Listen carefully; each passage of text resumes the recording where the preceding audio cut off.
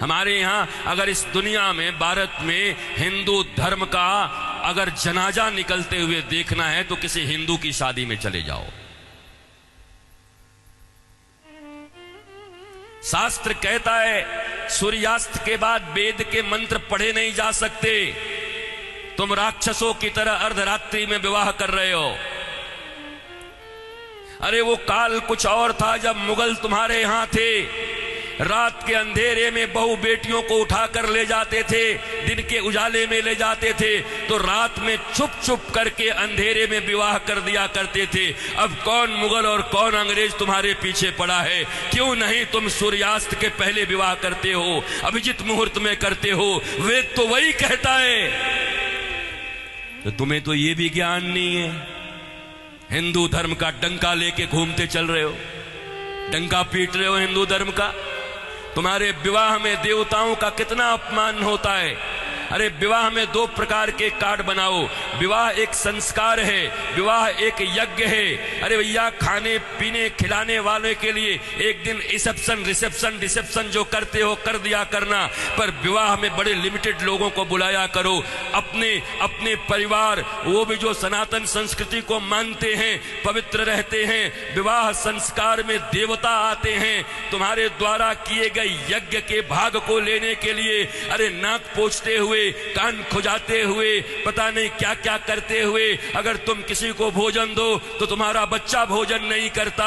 ऐसे ऐसे आंख करके बच्चे को दो। शी मम्मी कितनी गंदी हो तुम। और देवता आते हैं तुम्हारे बेटे और बेटियों के विवाह में। वो एक यज्ञ होता है। कोई शराब पी के खड़ा होता है, कोई गांजा पी के खड़ा होता है, कोई गुटके खाए रहता है, चमड़े के बेल्ट पहने रहते हैं, जूते पहने रहते हैं। 3 घंटे तक दूल्हा उपवास नहीं रह सकता। कोई फूफा बन के पेप्सी ढकेल देता है, कोई जीजा बन के कोक ढकेल देता है। अरे आज 3 घंटे जो अपने सिया को, अपनी जानकी को पाने के लिए उपवास तक नहीं कर सकता, वो क्या पालेगा अपनी पत्नी को, धर्म पत्नी को?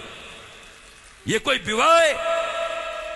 ये कोई सनातन संस्कृति है? और इसी को तुम विवाह कहते हो। विवाह यज्ञ है, यज्ञ है। इसलिए हमारे यहां तलाक और डिवोर्स का कोई सिस्टम नहीं है।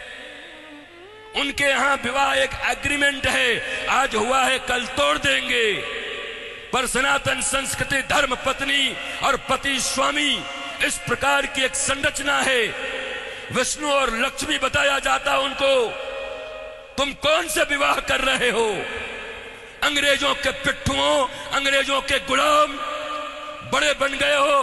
भारत के पैसे खा करके उन पैसों से भारत को ये दिखा रहे हो अंग्रेजों और पाश्चात्य संस्कृति की तरह विवाह करके साधारण भारतीयों के मन में लोभ उत्पन्न कर रहे हो।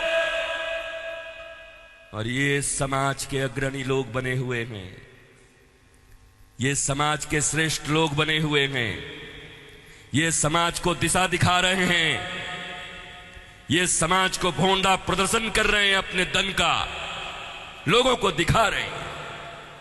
एक गरीब बेचारा विवाह करने में भी लज्जा करता है, इतना आडंबर बना दिया। विवाह एक यज्ञ है, बड़ा पवित्र यज्ञ है, सुंदर यज्ञ है, वेदियां बनती हैं। हमारे यहां दूल्हे दुल्हन, उनके वस्त्र कैसे होते थे?